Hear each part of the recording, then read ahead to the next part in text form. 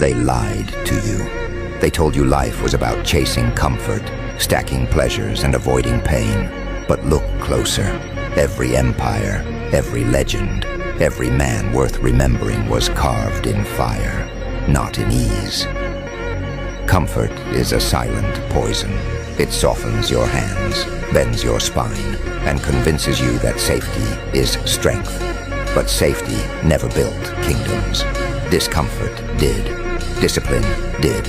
War did. The man who runs from hardship is already defeated.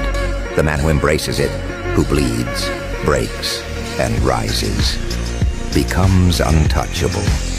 So ask yourself, are you living like prey, waiting to be consumed? Or are you sharpening your edge, becoming the storm the world wasn't ready for? Because only one path leads to greatness, and it isn't comfort.